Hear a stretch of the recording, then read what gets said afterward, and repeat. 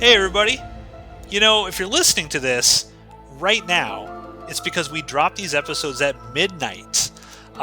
So if you're listening to it, you're sleepless, as are we. My name is Matthew, and he is Jeremy.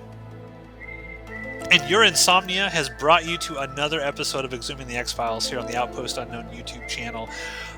If you listened to last week's episode, I had sort of mentioned I was very, very curious to discuss this one with you, Jeremy, because this deals with military sort of stuff, trauma, PTSD. It goes into some what I sort of, as a non-military person myself, I was never in the military or anything like that. Someone who kind of like looked at it in a very interesting lens. It felt very disturbing and sad to me. This episode in many ways. Tony Todd is kind of like the big character, a guest actor here. Of course, he was famous for being Candyman in the horror circle. So I had forgotten that Tony Todd was even in this, and so it was sort of a pleasant surprise to me to sort of see this. But did you remember before we sort of go walking through it? Just kind of throwing this out there as an initial topic, was after watching this episode, was this something that maybe not you specifically related to, but that the themes of the military stuff that they were sort of putting out there in this episode, was that something that they really did well in writing the episode, or do you feel like they kind of dropped the ball on this and this is kind of like hyperbolic sort of stuff? I think in this episode they were specifically trying to appeal to those folk that kind of or that had the conspiracy going on about the My Lai massacre, about how Yeah. we we maybe injected soldiers full of fucking rage drugs just to turn them into super soldiers as an experiment. And ultimately what that led to is a bunch of women and children being raped and murdered. I think that this was supposed to appeal more to that generation of soldier. Because I mean, while I do, okay, so I can only speak from my personal experience. Did they put us in harm's way without telling us the truth about a lot of things? And this is outside of combat. Yes, we have problems with burn pits. In Kosovo, we had lots of problems with exposed to depleted uranium here and there. That has caused a lot of issues. Every time that you would go on a deployment, you would end up grabbing your pre-deployment shot card or PDP card, and you would stand in a line with a bunch of other people at a bunch of other stations. And it felt like every 4 to 6 months, you were getting stuck with like between 6 and 12 different shots just to be ready for battle. And you don't really know what they're sticking you with outside of the anthrax one, because the anthrax one hurt for like days afterwards. But yeah, they would stick you with all sorts of shit and just leave it that way. So you really don't know what's going on a lot of the time. You're just kind of threatened with, you know, this is just part of the job. This is to remain battle ready. So you need to do all of these things. Just listen to orders, follow orders, shut your fucking brain off, and just do what you're told to do. Yeah. And so that kind of came through in this episode. Yeah. Okay, cool. Well, let's go ahead and talk about Sleepless. Take it away. All right. So my first note is a big nosed fella sees a fake fire and the Candyman was there. That was all I wrote down. I think a guy was taking a nap on a couch or he was watching television or something, and then all of a sudden smoke started rolling in from underneath his front door, and he opens it very briefly, which is not what we're supposed to do. I think you're taught to touch a doorknob, touch a door. If it's hot, leave it the fuck shut. Yeah. But he opens it anyway, and there's this roaring flame in his apartment. He calls the fire department, says I'm up in 606, there's a bad fire out there, I've got no way to get out. Like, he's in a bad way. Fire starts spreading inside of his apartment. He finds a fire extinguisher. He tries putting it out. It doesn't seem to be working because the flames are so high, and he ends up getting engulfed. And then we get Yep. the title screen. It's a I wouldn't say I loved this opening intro. It felt like a little long. I feel like this intro went longer than it needed to go, especially when they get like the firemen and all that stuff running up to try to see what's going on. But I like the idea and the concept of it. And as we discuss more about this episode and what's actually going on here, I really liked the idea of what they say here. But I won't spoil it yet. So yeah, I guess that's where it ends because the fire department breaks down his door, says it's a false alarm. There's no fire anywhere, and they see this dude just dead up Yeah. against his wall, or fully, expended fire extinguisher at his feet. Nothing seems to be wrong at all, other than he's just a dead body. Yep. So we get the very beginning of the episode after that, or the part after that, where an audio tape is folded up in a newspaper and dropped off at Mulder's front door, probably maybe by X. Um, Mulder has a conversation with Skinner that he's got this information about this 911 call from this tape that this guy made, that he wants to go investigate it, and he needs Skinner's permission. Skinner's like, well, where did you get that tape? Do you trust the source? And like, the only source that I trusted died, so he admitted that Deep Throat got killed and that he doesn't trust anybody. Yeah. I like that. I like that Mulder wants this assignment because it is an X file, but he tries to tell Skinner it's just because of some government contacts. Like he still, of course, doesn't trust Skinner. The audience is starting to trust Skinner a little bit more, but with this show, you never know. Anyone can turn and they can act one way and be a different way. But I do still have a fundamental problem with Mulder so blindly trusting Deep Throat when we had an entire episode of Deep Throat fucking with him. It still feels a little weird that he just is like, oh, the only person I ever trusted was dead. It's weird to me. Skinner says no. Ultimately, that your reasoning is pretty thin. He goes back down to his desk, and then all of a sudden, Krychek shows up. Ugh. I had 3 exclamation points because there's a repeating character that shows up now, showed up earlier, and will show up later in the show. That's just a really, really interesting story piece, and I always enjoy the episodes where he shows up. My notes say introduction of that fucking weasel, Alex Krychek. Oh, why you got to be like that? There is one really cool sort of thing here, and I'll kind of relate this to sort of stuff that I kind of do in my work. Is Mulder wants to work this case, right? He's already working, and Krychek shows up, and Krychek's, oh yeah, I'm gonna like partner up with you on this, and Mulder's like, I work alone, dude. I'm not doing this. But Krychek is like, hey man, no offense, but I opened that case file before you, and it's mine, and I'm not gonna just let it go.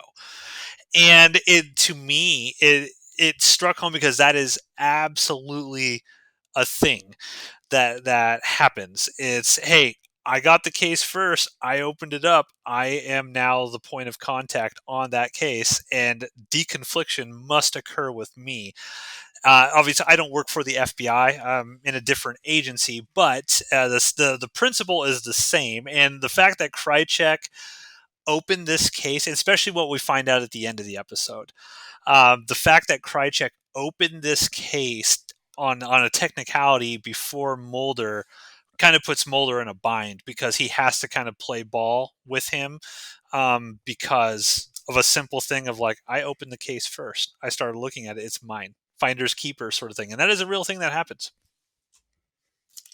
And so Mulder tells him to, all right, go down to the motor pool, get a car. We got to go do this thing.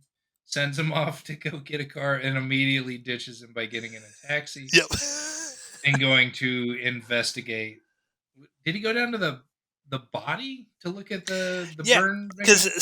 Scully's doing an autopsy at some point in this. I think it's early on, because I think he goes to talk to Scully about what's going on with this burn victim, and the whole thing is like the body has the, oh, what is it? What do they say? Like it looks like he's been burned to death, or like the guy believed he was being burned to death.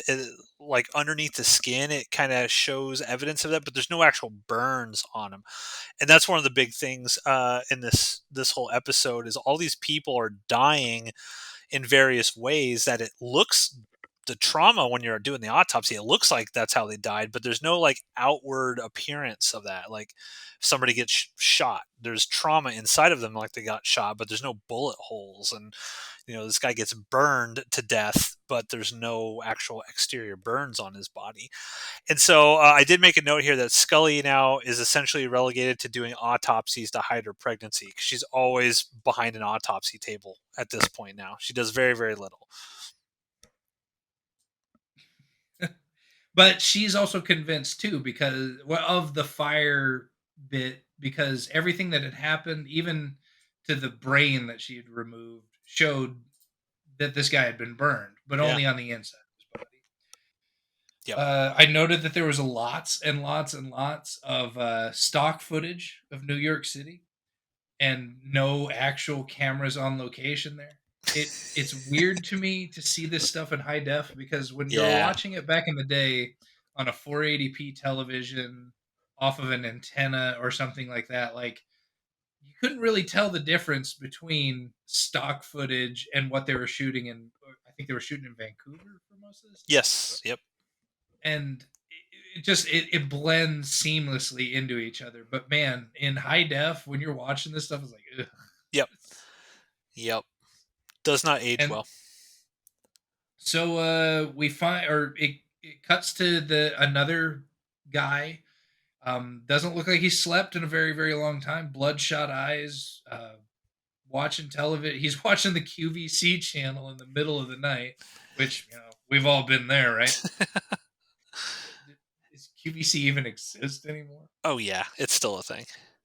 And then a, the Candyman shows up in this guy's apartment, just kind of breezes in and starts talking to him, and he's super duper creepy. But the guy that was watching TV, he recognizes him. He calls him preacher, says, how you been, man? It's been a while. They're talking to each other like old soldiers would talk to each other that have been stationed with each other, something like that. And Candyman starts getting real creepy on him, and tells him, we gotta pay for the things that we did back in the day. And he starts seeing all these burned children and women standing in front of him, just standing in his living room or dining room or something. And he's like, oh no, I'm hallucinating these awful things. It's implying that he did awful things to innocents Yeah. over there in Vietnam. And then all of a sudden they're holding machine guns on him. And what I found interesting about this is the guy didn't seem at peace at all with anything that was going on, from being tired to talking to preacher. But at that moment when he realized that he was paying for what he did, like, he just shut his eyes and almost kind of breathed a sigh of relief, like, all right, it's finally over. And he got blasted, but there's no external wounds. Like, he got shot to death, and according to the autopsy that was done, Krychek is talking about it later. It's like, if they didn't know any better, they swear that this dude was gunned down. But Yeah, and I thought my note for this one is really great performances all around in this episode. First of all, but the dude in the blue baseball cap, I thought it was really good. Like they do this like tight close up on his face, and the makeup's really good around the eyes of all these guys. Obviously, we'll find out what the title "Sleepless" entails, but it looks like these guys have not slept in a really really long time. And I thought the casting, even Tony Todd in this, is just really creepy and great. And I think if they would have gotten lesser actors for this stuff, I don't think they would have been able to pull this episode off as well as I think that they did.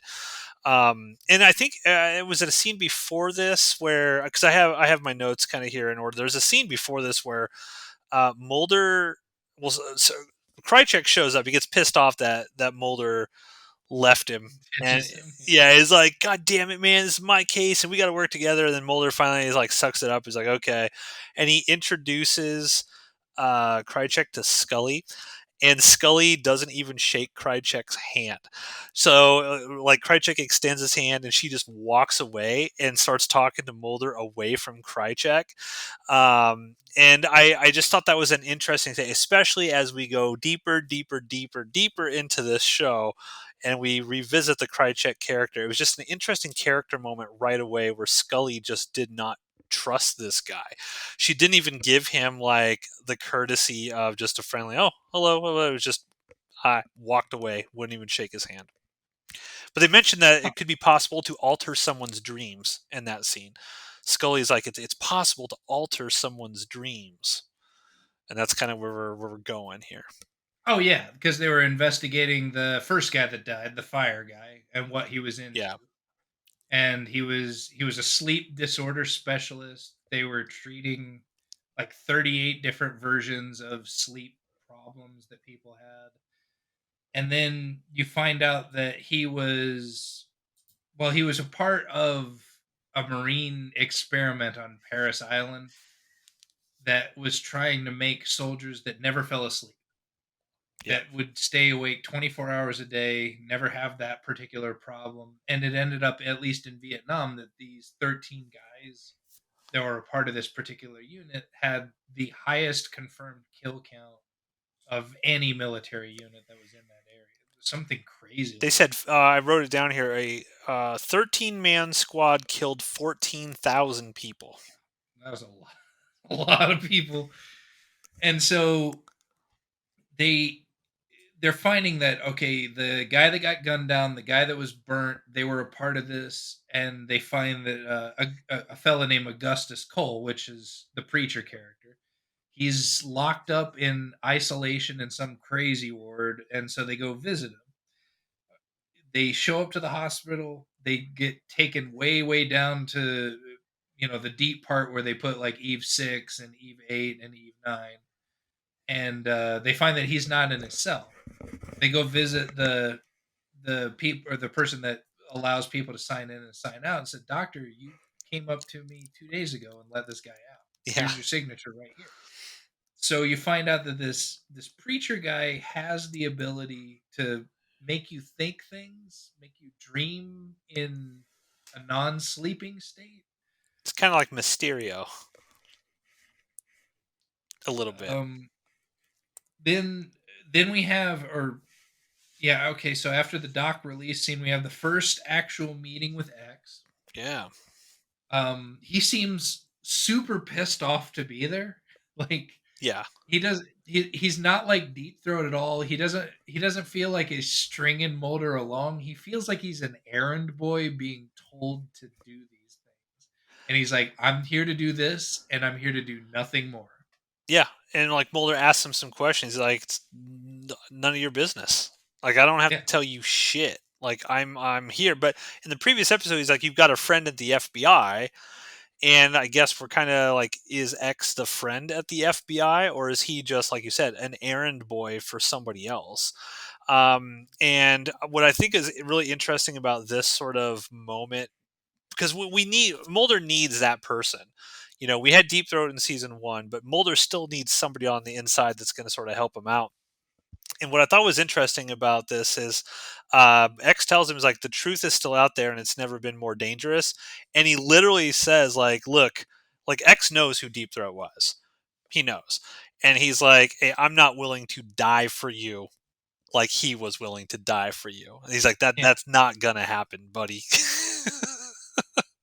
But he tells Mulder all about it, how Candyman hasn't slept in 24 years, and all of these dudes. I mean, I can't imagine how they'd be holding it together, not being able to sleep at all. But he gives him a file that he turns over to Scully in order to confirm everything that was there, that these things are actually real. And she combs through it and finds, that it's legitimate, that all of these things happen. They separate. They end up getting a call finding out that Augustus Cole had knocked over a drugstore for caffeine pills, and they go after him. He's holed up in kind of a halfway house looking thing. A bunch of cops are there. he ends up escaping because he was able to make two cops turn on each other and Yeah. shoot each other. Yeah. Yeah. And they mention in, I don't know which scene it was, but that he's been like, they sort of theorize what's going on here. They're like, well, Candyman, he's been up so long that he can sort of externalize his dreams and alter reality, and that's kind of the theory that Mulder's going with. And there's this really cute scene between Scully and Mulder, because Scully in this is kind of, you can tell she's kind of jealous that Mulder's got a partner, like a new partner that's not her. And there's just kind of like this, she doesn't feel real comfortable out. She doesn't like that. And they're on the phone with each other. And she sort of mentions Krychek, and Mulder's like, yeah, Krychek's been great, blah, blah, blah. And I wrote down the quote, and Scully says, oh, well, must be nice not having someone question your every move and poking holes in all your theories. And then Mulder kind of is like, "Oh yeah, it's great. I'm surprised I put up with you for so long." And they and they have this kind of like they do a really good job where they just let that sort of sit for a while. It's not an immediate haha, okay, thank you, bye. Like, they show Gillian Anderson's face, and you can tell like she's very very sad that she does not get to be with Mulder, like investigating this stuff. And then they give that moment. They cut to a reaction of David Duchovny as well, and you can tell like they're like two ships passing in the night over this phone, where it's like, God damn it. And I really loved that sort of moment between the two of them there. Yeah. So he jumps to a huge conclusion about Cole's abilities that he learned over time. Um, Somebody even had mentioned that Preacher said way back when that they would ultimately have to pay for these Yeah. things He's because always he reading from talks the to. Bible.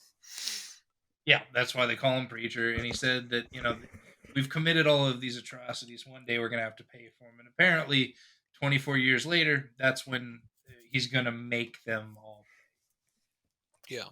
So they find out that wait, did Preacher ever go after the guy that they met in the restaurant to talk about this stuff? The missing soldier? Oh gosh, I'm trying to remember. Let me look into it. I'll see. I'll check Because the synopsis real quick. I don't think so. Like they talked to him, and his makeup and how tired he looked was really, really good too.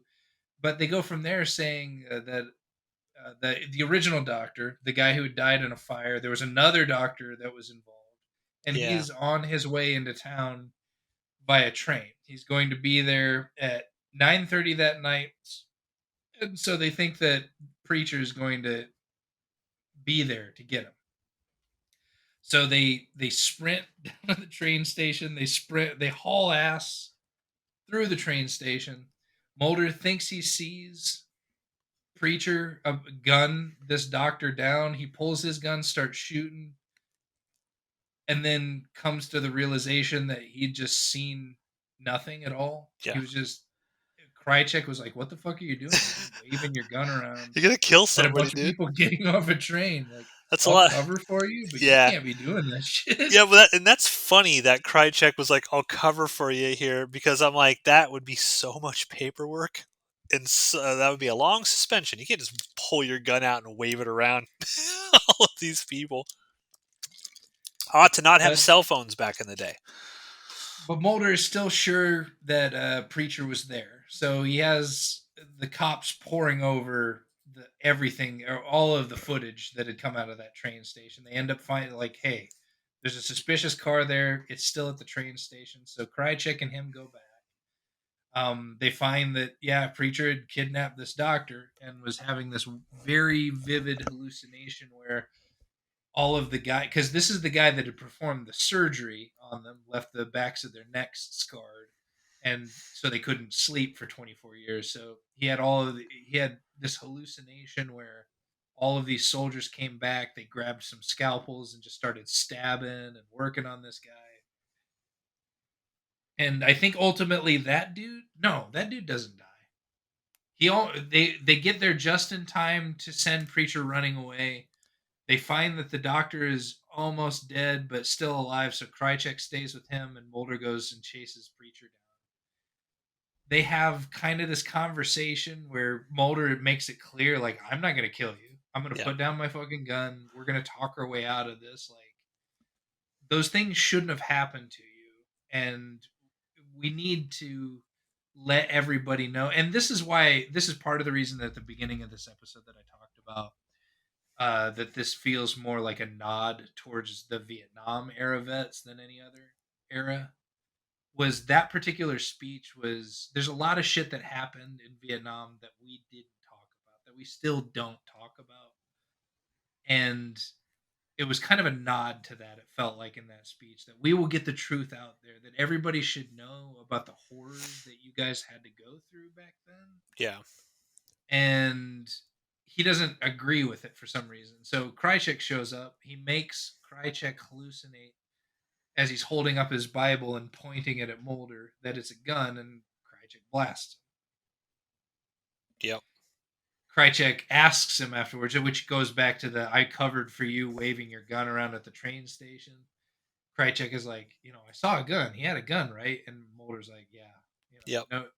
doesn't want to send this greenhorn home thinking he murdered an innocent guy, and just agreed, yeah, you did what was supposed to have happened. And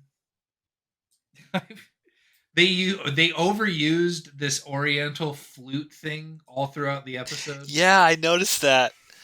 I hated it. I just have to put that in there because I by the time or after that scene, Mulder gets in his car and they're still doing this Oriental flute thing. I'm like, Yeah. God, this is awful. Then it cuts back to the cigarette smoking man sitting at the head of a table with two other people, getting a report about what had happened from Krychek. Yeah. So Krychek is Fucking in on the weasel. conspiracy. He's there to monitor and keep a leash on Mulder. And then at the very end of that episode, the cigarette smoking man, they say that Scully is a problem because she's a believer. And the cigarette smoking man implies by snubbing a cigarette that they're going to kill Scully at some point in the near future. They're going to deal with her. Yeah. And then he snubs his cigarette out. Yep. Teeing up. He should have said, "Well, she's pregnant. She's not going to be able to be on a few shows coming up here. We'll have to deal with her some way somehow." Yeah. So that's Sleepless. So, what are your overall thoughts on this one? It was okay. It was pretty good. I liked the subject matter. Or getting back to the ball cap dude, that entire scene was very good. Yeah. Um, I wouldn't I wouldn't put this in my top 5 probably in the season, but not because it was a bad episode. Like I wouldn't put like there were in the first season. Is it a forgettable episode? Do I remember that this episode ever existed? No. I enjoyed watching it, but yeah, it was all right. Okay. I like this one, I think, a little bit more than you did. I, for whatever reason, I was really sort of engrossed in the story that they were trying to tell here. I found myself kind of really rooting for all of these sort of military dudes who had obviously been fucked with by the government, and they were just kind of like living these lives of misery and trying to, because one of the thing that preachers like is like, I'm gonna let it all end, it's all gonna end now, and he's almost like doing them a favor in a way. And I think that gets back to your sort of observation of the guy who seemed to be at peace before he sort of got shot. Now the guy in the intro wasn't at peace. I mean, it would suck to burn to death. That would be real bad. But generally speaking, I feel like Tony Todd's character in this was trying to almost help his fellow soldiers in a way. Sort of, obviously, you gotta what's the word I'm looking for? Like, you gotta it's going to be a problem for you. All the shit that you did, you got to kind of have to pay for all the shit that you did back then. But by paying for it, you're going to be able to actually sleep and rest and not be up constantly for 24 years. For whatever reason, I really kind of just was into this episode. I liked the sort of banter between Mulder and Krychek. I thought there was some good elements of kind of humor here in an otherwise serious episode, and the subject matter is kind of serious. There's a moment when Krychek confronts Mulder after ditching him, and Mulder says something. He's like, oh, stop it! You're gonna hurt my feelings or something." When Krychek pulls up, like, "Oh, everyone thought you were spooky, but I believed in you," and blah blah. It's Krychek turns out to be a really great character in the show, and God, that fucking weasel. He's so good. And he was originally, we saw him in season one, not as Krychek, but the same actor, Nicholas Leah, I think is his name. He was in Gender Bender. He was, well, go listen to that episode if you want us to talk about Gender Bender. Yeah, so he plays a good sort of slimy, dude. And I'm immediately, I immediately hate him at the end of this episode. I hate him. And I think that's, they set him up like, oh, well, he's just this good dude who's kind of looks up to Mulder and wants to help out and stuff. But as soon as he shows up in that room with a cigarette and smoking man, I'm like, fuck this guy. I'm done with this Krychek asshole. But overall, I liked it. And I thought the performances were really good. And with, like I said, lesser actors, I don't think it would have been as good as it turned out. So, a few things about this episode. While performing an autopsy, Scully receives a phone call from Mulder who states that his name is George Hale. George Hale was the visionary behind the Palomar Observatory in California, and Mulder explained this to Scully in the past episode Little Green Men, where he also used it as an alias for his flight to Puerto Rico. Writer Howard Gordon was initially inspired to write this episode based on insomnia he was suffering at the time. Gordon, who wrote many episodes with Alex Ganza in season 1, made his solo writing debut with this episode.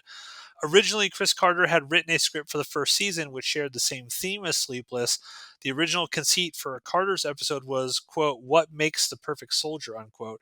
He also liked the twist on sleep, noting that sleep is where demons are released in our dreams. And he explained that the characters in Sleepless were haunted by their memories in real life because they were not able to sleep. Carter sees this episode as one of his personal favorites. The episode marked the first appearance of Nicholas Lee as Alex Krychek. Carter had much interest in Krychek because he replaced Dana Scully as Mulder's new partner. Lee had previously appeared as a different character in Genderbender.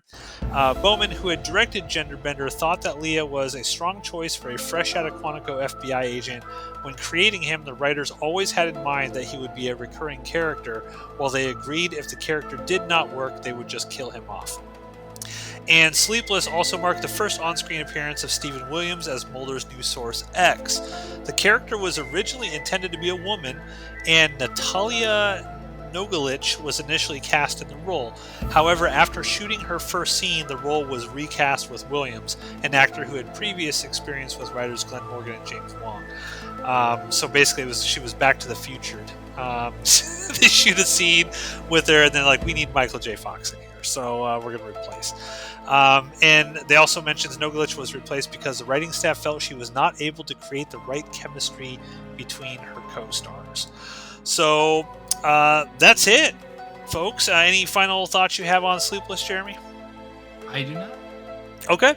So again, we're here every Friday, folks, so journey with us as we go through Season 2 of The X-Files. Next week, we're going to talk about Episode 5, Dwayne Barry. This was written and directed by Chris Carter. So this episode is kind of Chris Carter's baby. So we'll see how well he does. Hit that like and subscribe, and we will see you on eXhuming The X-Files next Friday on Outpost Unnamed.